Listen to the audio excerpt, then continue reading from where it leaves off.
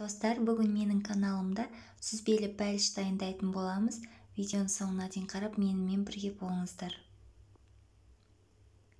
Ең алдымен бізге осындай маргарин қажет.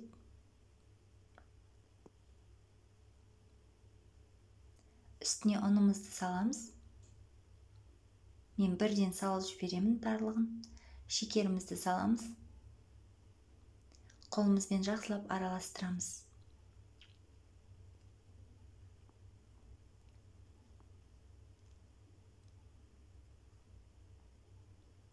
Бір қасық қамыр қосқышымызды саламыз. Тағы да араластырамыз. Әбден араласқаннан кейін бір жұмыртқамызды шағамыз.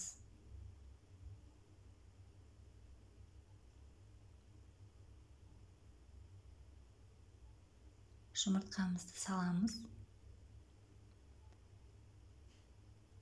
Тағы да жақсылап араластырамыз.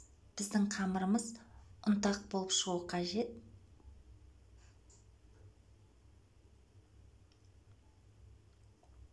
Бізде осындай ұнтақтар болды.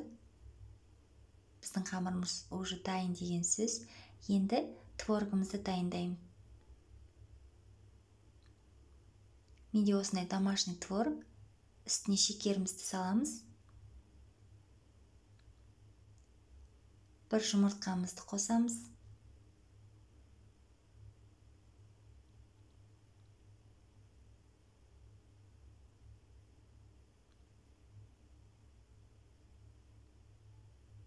Араластырамыз. Енді формамызға жаңағы ұнтағымыздың жартысын ғана саламыз. Осылай жартысын салып алғаннан кейін творогымызды құямыз.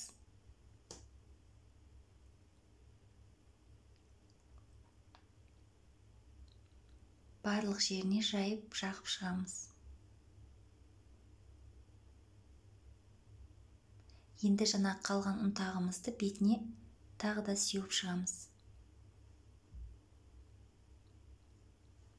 Қызып тұрған печкеде 180 градуста 40-45 минут пісіріп аламыз.